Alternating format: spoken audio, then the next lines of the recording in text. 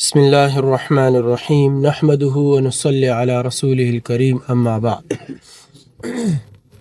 میرے محترم عزیز بھائی اور دوستو، حضور صلی اللہ علیہ وسلم کو اللہ نے نبی بنا کر دنیا میں بھیجا۔ آپ نے اسلام کی محنت شروع کی، اسلام کی دعوت شروع کی۔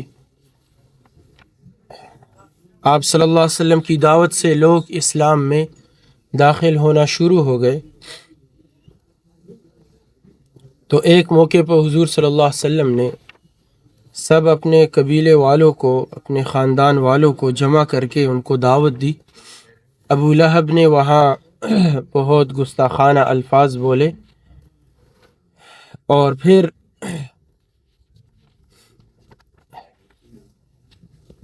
جتنے بھی کفار مکہ تھے وہ سارے ابو طالب کے پاس گئے اور ان کو کہا کہ تم اپنے اس بھتیجے کو روک دو اس کام سے جو کام یہ کر رہے ہیں۔ تو ابو طالب نے حضور صلی اللہ علیہ وسلم سے ان کفار مکہ کی بات سامنے رکھی کہ وہ یہ کہنا چاہتے ہیں کہ تم اس کام کو چھوڑ دو، کہ ہمارے بتوں کو برا بلا کہا جا رہا ہے، ہمارے آباء و اجداد کو احمق کہا جا رہا ہے، اور ایک اللہ، سارے بتوں کو چھوڑ کر ایک اللہ کی طرف بلانے کا جو آپ کام کر رہے ہیں اس کو آپ چھوڑ دیں۔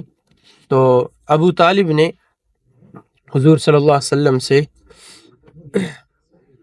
یہ ساری بات ذکر کر دی۔ تو آپ صلی اللہ علیہ وسلم نے چشم پر نم اور دل پر غم سے فرمایا، یعنی آپ کی آنکھوں میں آنسو تھے اور آپ کا دل غمگین تھا۔ آپ نے فرمایا، اے چچا، خدا کی قسم اگر یہ لوگ میرے دائیں ہاتھ میں آفتاب اور بائیں ہاتھ میں ماہتاب بھی لا کر رکھ دیں اور یہ کہیں کہ اس کام کو چھوڑ دو، تو میں ہرگز نہ چھوڑوں گا، یہاں تک کہ اللہ میرے دین کو غالب کرے یا میں ہلاک ہو جاؤں۔ اور یہ کہہ کر آپ صلی اللہ علیہ وسلم رو پڑے اور اٹھ کر جانے لگے۔ تو ابو طالب نے آواز دی اور یہ کہا، اے جان عم، اے چچا کی جان، تم جو چاہو کرو، میں تمہیں کبھی دشمنوں کے حوالے نہ کروں گا۔ تو اس میں ایک لطیفہ ہے، ایک نکتہ ہے، وہ بیان کیا جا رہا ہے کہ ظاہر نظر میں آفتاب و ماہتاب سے زائد کوئی شے روشن اور منور نہیں۔ آفتاب سورج ہے، ماہتاب چاند ہے، سب سے زیادہ روشنی دینے والا وہ سورج، پھر اس کے بعد چاند۔ لیکن ارباب بصیرت کے نزدیک، یعنی جو لوگ دل کی آنکھوں سے دیکھ سکتے ہیں، ان کے نزدیک وہ نور مبین جس کو محمد رسول اللہ صلی اللہ علیہ وسلم لے کر دنیا میں آئے، وہ آفتاب و ماہتاب سے کہیں زائد روشن اور منور ہیں۔ مشرکین اس نور مبین کو بجھانا چاہتے تھے، جیسا کہ اللہ تعالیٰ کا ارشاد ہے، یریدون ان یطفئوا نور اللہ بافواہہم وَيَأْبَى اللَّهُ إِلَّا أَن يُتِمَّ نُورَهُ وَلَوْ كَرِهَ الْكَافِرُونَ۔ سورہ توبہ کی آیت نمبر 32 ہے کہ یہ لوگ یہ چاہتے ہیں کہ اللہ کے نور کو اپنے منہ سے بجھا دیں، اور اللہ تعالیٰ اپنے نور کو بغیر کمال تک پہنچائے ہرگز نہیں مانے گا، اگرچہ کافر اس کو پسند نہ کرے۔ اس لیے رسول اللہ صلی اللہ علیہ وسلم نے آفتاب و ماہتاب کا ذکر فرمایا اور یہ بتلا دیا کہ جس نوری مبین کو میں لے کر آیا ہوں اس کے سامنے آفتاب و ماہتاب کی بھی کوئی حقیقت نہیں۔ آفتاب و ماہتاب کو اس نوری مبین کے ساتھ وہ نسبت بھی نہیں جو ذرے کو آفتاب کے ساتھ ہے، لہٰذا تم احمقوں کے کہنے سے میں نور اعلیٰ کو چھوڑ کر نور ادنا کو کیسے اختیار کر سکتا ہوں؟ اتستبدلون الذی هو ادنی بالذی هو خیر، کیا تم اعلیٰ اور بہتر کے بدلے میں گھٹیا کو چاہتے ہو؟ اور دوسری بات یہ بھی ہے کہ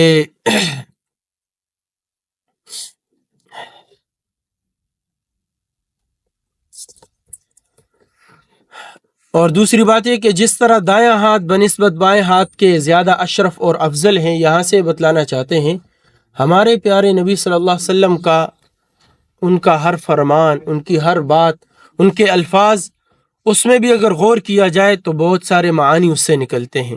آپ صلی اللہ علیہ وسلم نے سورج کا ذکر دائیں ہاتھ کے ساتھ کیا اور چاند کا ذکر بائیں ہاتھ کے ساتھ کیا، تو یہ بھی ایسے نہیں بلکہ ایک معنی کو سامنے رکھتے ہوئے تو کہہ رہے جس طرح دائیں ہاتھ بنسبت بائیں ہاتھ کے زیادہ اشرف اور افضل ہیں، اسی طرح آفتاب بھی ماہتاب سے کہیں اعلیٰ اور برتر ہیں۔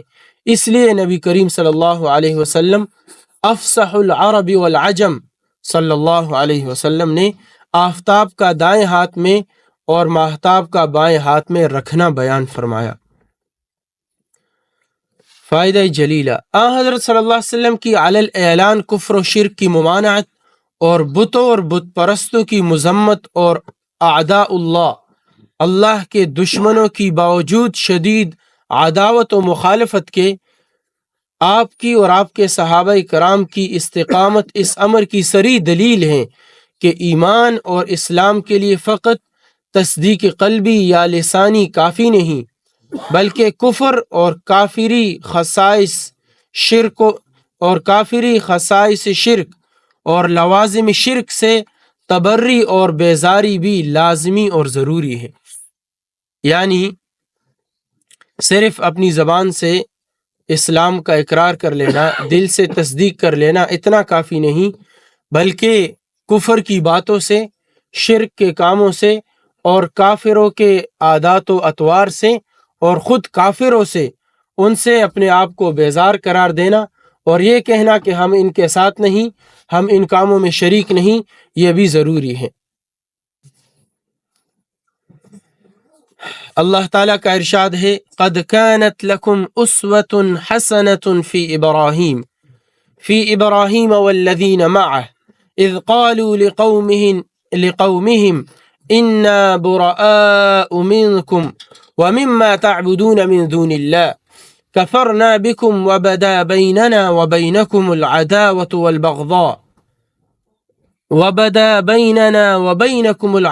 والبغضاء أبدا حتى تؤمنوا بالله وحده۔ سورہ ممتحنہ کی آیت نمبر 4 ہے، اور دوسری آیت ہے فلما تبين له أنه عدو لله تبرأ منه۔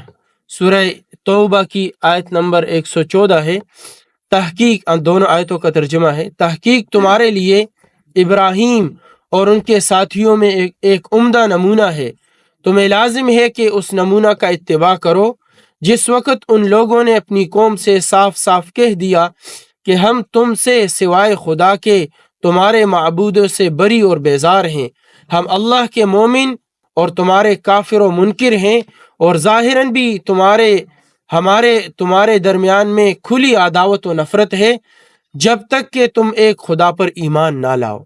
یعنی یہ ایک مثال کے طور پر کہا کہ ہمارے لیے ابراہیم علیہ السلام اور ان کے جو ساتھی تھے ان میں بہترین نمونہ ہے۔ کیا نمونہ ہے؟ کہ انہوں نے اس وقت کافروں سے بیزاری کا اعلان کر دیا تھا، تو ہمارے لیے بھی ضروری ہے کہ کافروں سے بیزاری اور تبرؤ کا ہم اعلان کریں۔ اور دوسری جگہ اللہ تعالیٰ نے جو ارشاد فرمائے سورہ توبہ میں کہ جب حضرت ابراہیم علیہ السلام پر یہ بات ظاہر ہو گئی کہ وہ آزر یعنی ان کے جو والد تھے اللہ کا دشمن ہے، تو اس سے بری اور بیزار ہو گئے۔ پہلے تو جب ان کو گھر سے نکال رہے تھے تو کہا تھا ابراہیم علیہ السلام نے کہ میں اللہ سے تمہارے لیے دعا کروں گا، اور دعا کرتے بھی رہے، لیکن جب اللہ نے ان پر یہ بات کھول دی کہ وہ کافر ہیں اور کفر پر ان کی موت ہو گئی ہے، تو اس کے بعد سے ابراہیم علیہ السلام نے یہ کہا کہ میں ان سے بری اور بیزار ہوں۔ اس آیت سے صاف ظاہر ہے کہ جس طرح اہل ایمان کے لیے حق جل وعلا اور اس کے رسول مصطفیٰ اور نبی مجتبیٰ کی محبت و اطاعت کا اعلان ضروری ہے، اسی طرح خدا کے دشمنوں سے بغض و عداوت کا اعلان بھی ضروری ہے۔ جیسا کہ آپ صلی اللہ علیہ وسلم نے 9 ہجری میں حضرت علی کرم اللہ وجہہ کو خاص اس لیے روانہ فرمایا کہ موسم حج میں برات کا اعلان فرمائے، جس کے لیے سورہ برات کی آیتیں نازل ہوئی تھی، اور حدیث میں ہے من احب للہ وابغض للہ فقد استکمل الایمان، جس نے اللہ کے لیے محبت کی اور اللہ کے لیے بغض رکھا اس نے اپنے ایمان کو مکمل کر لیا۔ اللہ کی محبت اس وقت تک کامل نہیں ہو سکتی جب تک اللہ کے دشمنوں سے بغض و عداوت کامل نہ ہو۔ قلب میں جس قدر خدا کے دشمنوں کے لیے گنجائش ہے، اسی قدر قلب دل کو کہتے ہیں، اسی قدر قلب اللہ کی محبت سے خالی ہے۔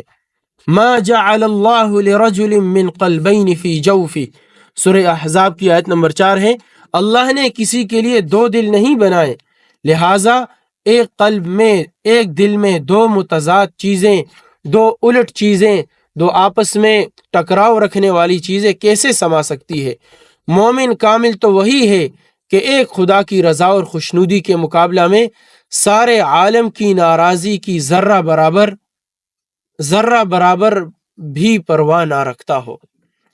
اب ہمارے سامنے مختلف حالات آتے ہیں، ایک تو کافروں سے بیزاری ہیں، اور دوسرا کفر و شرک کے کاموں سے بیزاری ہیں، اور تیسرا ہمارے اپنے مسلمانوں میں ایسی بدعات شروع ہو گئی ہے جس کو ہم دین سمجھتے ہیں، تو اس سے بھی بیزاری ہونی چاہیے، اس سے بھی بیزاری کا اعلان ہونا چاہیے۔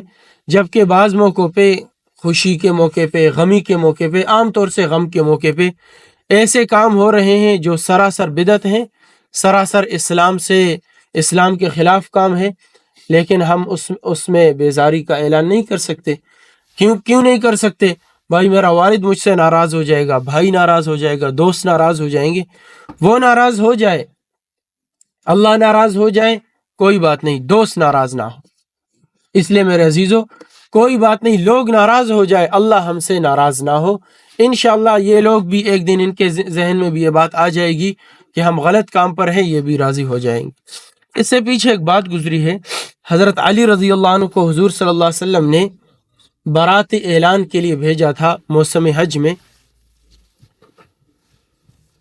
تو واقعہ تھوڑا سا لمبا ہے، خلاصتاً یہ ہے کہ صلح حدیبیہ کے موقع پر کفار مکہ کے ساتھ معاہدہ ہوا تھا کہ 10 سال تک ہم لڑیں گے نہیں، اور نہ دشمن کی مدد کریں گے، خود بھی آپس میں نہیں لڑیں گے، کوئی ہم سے لڑے تو دشمن کی مدد بھی نہیں کریں گے۔ اور پھر یہ بھی اعلان ہوا تھا، جو کفار مکہ کے ساتھ ہونا چاہتے ہیں ان کے ساتھ ہو جاؤ، جو مسلمانوں کے ساتھ ہونا چاہتے ہیں مسلمانوں کے ساتھ ہو جاؤ۔ تو دو قبیلے تھے، ایک تھا بنو بکر اور ایک تھا بنو خزاعہ۔ بنو خزاعہ نے حضور صلی اللہ علیہ وسلم کے ساتھ الحاق کر لیا تھا، ان کے حلیف بن گئے تھے، ساتھی بن گئے تھے، اور بنو بکر کفار مکہ کے ساتھ ہو گئے تھے۔ لیکن اس معاہدے کے 1 سال 6 مہینے کے بعد جو بنو بکر تھے انہوں نے رات کو بنو خزاعہ پر، ان کی پہلے سے دشمنی چل رہی تھی، ان پر حملہ کیا، اور اس حملے میں کفار مکہ نے ان کی مدد بھی کی۔ تو چونکہ عہد شکنی ہوئی، انہوں نے جو معاہدہ کیا تھا کہ 10 سال تک نہ لڑیں گے، نہ دشمن کی مدد کریں گے لڑائی میں، تو انہوں نے وعدے کو توڑ دیا۔ حضور صلی اللہ علیہ وسلم نے خفیہ طور پر آہستہ آہستہ مکہ پر حملہ کرنے کا ارادہ کر لیا۔ تو اس دوران ابو سفیان گیا تھا مدینہ منورہ، تو اس کو جب حالات سے اندازہ ہوا کہ کیا کہتے حملہ کی تیاری ہو رہی ہے مکہ پر، تو بڑا خوف زدہ ہوا۔ بڑے بڑے صحابہ کرام سے اس نے بات کی کہ کوئی بات نہیں، دیکھو ہم صلح صفائی کر لیں گے، ہم سے غلطی ہو گئی، اس کی معافی تلافی ہو جائے گی۔ لیکن حضور صلی اللہ علیہ وسلم نے بات نہیں مانی، اور پھر ایسا ہی ہوا کہ 8 ہجری کو حضور صلی اللہ علیہ وسلم نے 10,000 کا لشکر بنا کر مکہ پر حملہ کیا، جبکہ کفار مکہ وہ مغلوب ہو گئے۔ لڑائی تو نہیں ہوئی، تھوڑی سی ہوئی، زیادہ لڑائی نہیں ہوئی، لیکن مکہ فتح ہوا۔ اور پھر اس کے بعد اللہ تعالیٰ نے آیتیں اتاری کہ اب اسلام کا غلبہ ہو گیا ہے، اب کفار سے برات کا اعلان کر دیا جائے۔ تو اگلے سال حج کے موسم میں، لمبا واقعہ میں نے مختصر سا، حج کے موسم میں حضور صلی اللہ علیہ وسلم نے حضرت ابو بکر رضی اللہ عنہ کو اور حضرت علی رضی اللہ عنہ کو بھیجا کہ آپ اعلان کریں کفار مکہ کے لیے صرف اشہر حرم تک، جو 4 قسم کے اس وقت کے لوگ تھے۔ ایک تو کفار مکہ تھے، ان کے ساتھ ان کے لیے وقت تھا محرم کی آخری تاریخ۔ اشہر حرم 4 حرمت کے مہینے ہیں، ایک ہے رجب جو کہ شعبان سے پہلے ہے، رجب، شعبان اور پھر رمضان ہے، پھر اس کے بعد شوال ہے، شوال، ذیقعد، ذی الحج اور اس کے بعد محرم۔ تو ذی القعدہ اور ذی الحج اور محرم یہ 3 مہینے، اور رجب کا چوتھا مہینہ، 4 مہینے اشہر حرم کہلاتے ہیں۔ تو چونکہ حج جو ہوتا ہے 10 محرم کو 10 ذی الحج کو ہوتا ہے، تو اس وقت اعلان کیا تو 1 مہینہ 20 دن کفار مکہ کے لیے مہلت تھی کہ اس کے بعد حرم جو مخصوص حرم کا جو علاقہ ہے، مخصوص حدود ہے، اس سے ان کو باہر کر دیا جائے، نکال دیا جائے، یا ان سے نکل جائے یا لڑیں گے مریں گے۔ اور ایک قسم کے لوگ وہ تھے جن کے لیے 9 مہینوں تک معاہدہ تھا، تو ان کا معاہدہ بن رہا تھا 10 رمضان تک، آئندہ سال 10 ہجری 10 رمضان ان کا معاہدہ بن رہا تھا۔ اور کچھ لوگ ایسے تھے کہ جن کے ساتھ معاہدہ تھا ہی نہیں، اور کچھ ایسے تھے جن کے ساتھ تھا لیکن ان کا معاہدہ پہلے ہی ختم ہو چکا تھا۔ تو ان کے لیے یہ تھا کہ بھائی 4 مہینے تک تمہارے لیے مہلت ہے۔ تو 4 مہینے بنتے ہیں، ذی الحج میں اعلان ہوا تھا، تو ذی الحج اور اس کے بعد محرم، اس کے بعد سفر، اس کے بعد ربیع الاول۔ تو 10 ربیع الاول تک ان کو مہلت تھی، اس کے بعد سے جو مخصوص حدود ہے اس کو خالی کرنا تھا۔ تو یہ اعلان کیا تھا جو سورہ برات میں، سورہ توبہ میں اللہ تعالیٰ نے شروع کی 5 آیتوں کے اندر اس کو بیان کیا ہے، چاروں قسم کے کیا کہتے ہیں گروہوں کو بیان کر کے ان کے مطابق ان کے احکام کو بیان کیا ہے۔ تو حضور صلی اللہ علیہ وسلم نے حضرت علی رضی اللہ عنہ کو حج کے موقع پر بھی برات کے لیے بھیجا، اور پھر خاص طور پر یمن بھی بھیجا کہ وہاں برات کا اعلان کرے۔ تو بتانا یہ چاہتے ہیں کہ اسلام لانے کے بعد، یہ ذرا کھولے کتنے ہو گئے، جیسے ہم زبان سے اقرار کر کے اور دل سے تصدیق کرتے ہیں اسلام کا، اسی طرح کافروں سے اور کافروں کے کاموں سے، اور وہ کام جو اسلام کے خلاف ہے اگرچہ مسلمان کر رہے ہیں، اس سے بیزاری کبھی ہمیں اعلان کرنا چاہیے اور اس کی وضاحت کرنی چاہیے۔ تو اس کا بیان تھا یہاں تک۔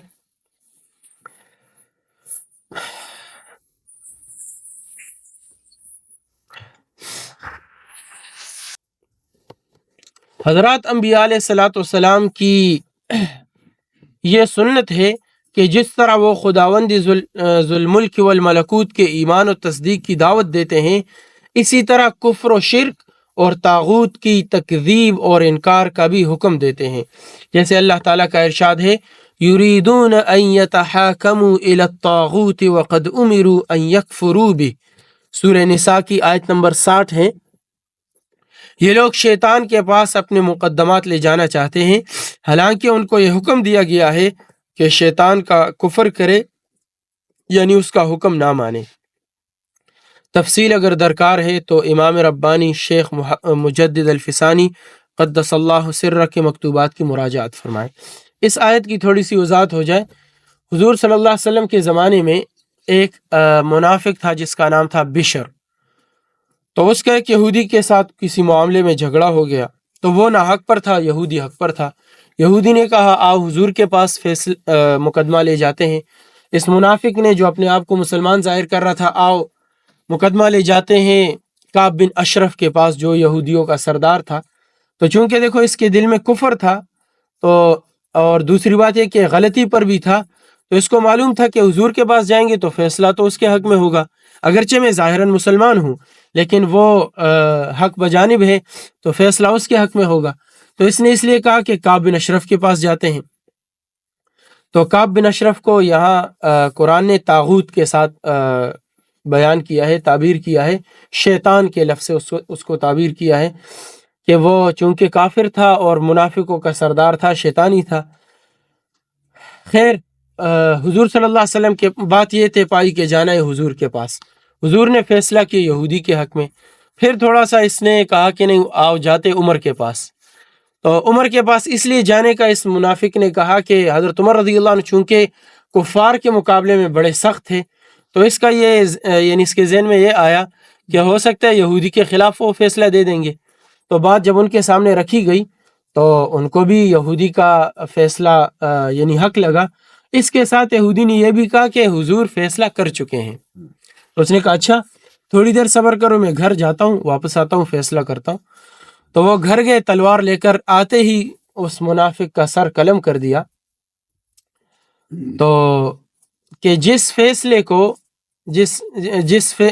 حضور صلی اللہ علیہ وسلم کے فیصلے کو جب تو ماننے کے لیے تیار نہیں ہے تو تیرے لیے یہ فیصلہ ہے۔ کیا فیصلہ ہے؟ سر کا قلم ہو جانا۔ یہ الگ بات ہے کہ پھر اس پر پھر مقدمہ دائر ہوا حضور کے دربار میں کہ بھائی اس نے ایک ظاہراً تو مسلمان تھا، مسلمان کو قتل کیا۔ پھر اللہ نے آیتیں اتاری حضرت عمر رضی اللہ عنہ کی برات میں کہ وہ اس بات سے بری ہیں، یریدون ان یتحاکموا الی الطاغوت، کہ یہ جو منافق ہیں یہ چاہتے ہیں کہ فیصلہ لے جائے کعب بن اشرف کے پاس، اور حالانکہ ان کو یہی حکم ہے کہ یہ اس طاغوت کا انکار کرے، طاغوت کا انکار کرے، چونکہ اس کا فیصلہ کفر کی جانب ہوگا تو وہ اس کا انکار کرے۔ دوسرا طاغوت کو تعبیر کیا ہے شیطان کے ساتھ بھی، کہ چونکہ فیصلہ شیطانی تھا، کعب بن اشرف کا فیصلہ شیطانی تھا، اور شیطان اس کعب بن اشرف کے پاس لے جانے کا سبب بن رہا تھا، اس لیے شیطان کو درمیان میں تعبیر کر کے کہا۔ خیر، تو یہ جو آیت ہے اس سے ایک یہ اشارہ بھی مل رہا ہے کہ یہ آدمی منافق تھا۔ کیسے اشارہ مل رہا ہے؟ وَقَدْ أُمِرُوا أَن يَكْفُرُوا بِهِ، آگے چونکہ آیتیں پوری نہیں ہیں، کہ ان لوگوں کو حکم ہے ان کی پہلی کتابوں میں کہ تم اس شیطان کا انکار کرو، اور جو شیطان کی مخالفت کرے گا وہ کھلی گمراہی میں جائے گا۔ تو اس سے یہ بھی ثابت ہوا کہ آدمی کافر تھا، تو حضرت عمر کا اس کو قتل کرنا حق بجانب تھا، وہ ناحق نہیں تھے۔ تو قریش نے جب یہ دیکھا کہ ابو طالب آپ کی امداد اور حمایت پر تلے ہوئے ہیں، تو پھر تیسری بار مشورہ کر کے ابو طالب کے پاس آئے اور یہ کہا کہ ابو طالب، یہ عمارہ بن ولید قریش کا نہایت حسین و جمیل اور خوبصورت ہوشیار و سمجھدار نوجوان ہے، آپ اس کو لے لیں اور اپنے بھتیجے کو جس نے ہماری تمام قوم میں تفریق ڈال دی ہے اس کو ہمارے حوالے کریں، تاکہ ہم ان کو قتل کر کے قوم کو اس مصیبت سے نجات دلا دیں۔ ابو طالب نے کہا، واہ، یہ کیسے ممکن ہو سکتا ہے کہ اپنے پالے ہوئے بیٹے کو قتل کے لیے تمہارے حوالے کر دوں اور تمہارے بیٹے کو لے کر پالوں اور پرورش کروں؟ خدا کی قسم یہ کبھی نہیں ہو سکتا۔ مطعم بن عدی نے کہا، اے ابو طالب، خدا کی قسم آپ کی قوم نے ایک عادلانہ اور منصفانہ رائے اور اس مصیبت سے رہائی کی بہترین صورت آپ کے سامنے پیش کی تھی، مگر آپ نے اس کو قبول نہیں کیا۔ ابو طالب نے کہا، خدا کی قسم میری قوم نے میرے ساتھ انصاف نہیں کیا، تم سے جو ہو سکتا ہے وہ کر گزرو۔ قریش جب ابو طالب سے بالکل نا امید ہو گئے تو کھلم کھلا مخالفت پر آمادہ ہو گئے، اور جس قبیلہ میں کوئی بے کس اور بے سہارا مسلمان تھا اس کو طرح طرح کی تکلیفیں دینے لگے۔ ابو طالب نے بنو ہاشم اور بنو المطلب کو رسول اللہ صلی اللہ علیہ وسلم کی نصرت و حمایت کی دعوت دی، اور ابو طالب کی اس آواز پر تمام بنو ہاشم اور بنو المطلب نے لبیک کہا۔ بنو ہاشم میں سے ابو لہب آپ کے دشمنوں کا شریک حال ہوا۔ ربیعہ بن عباد کہتے ہیں کہ میں نے نبی کریم صلی اللہ علیہ وسلم کو بازار عکاظ اور بازار ذی المجاز میں دیکھا کہ لوگوں سے فرماتے تھے، یا ایھا الناس قولوا لا الہ الا اللہ تفلحوا، اے لوگو لا الہ الا اللہ کہو فلاح پاؤ گے۔ اور ایک بھینگا شخص آپ کے پیچھے پیچھے یہ کہتا پھرتا ہے کہ یہ شخص صابی یعنی بے دین اور جھوٹا ہے۔ میں نے لوگوں سے دریافت کی یہ کون شخص ہے؟ معلوم ہوا کہ یہ آپ کا چچا ابو لہب ہے۔ یہ حدیث مسند احمد اور معجم طبرانی میں مذکور ہے۔ حافظ ابن سید الناس نے بھی اپنی سند سے اس حدیث کو ذکر فرمایا ہے۔ اس میں یہ بھی ہے کہ آپ لوگوں سے فرماتے تھے، یا ایھا الناس ان اللہ یأمرکم ان تعبدوہ ولا تشرکوا بہ شیئا، اے لوگو تحقیق اللہ تم کو یہ حکم دیتا ہے کہ صرف اسی کی عبادت کرو اور اس کے ساتھ کسی کو شریک نہ کرو۔ اور ابو لہب آپ کے پیچھے پیچھے کہتا پھرتا ہے، یا ایھا الناس ان ھذا یأمرکم ان تترکوا دین آبائکم، اے لوگو یہ شخص تم کو یہ حکم دیتا ہے کہ اپنے آباء و اجداد کا مذہب چھوڑ دو۔ برگزیدہ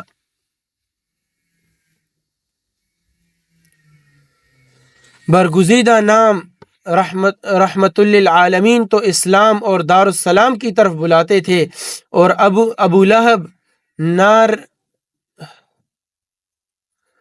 ابو لہب ذات اللہب دہکتی ہوئی آگ کی طرف بلاتا تھا۔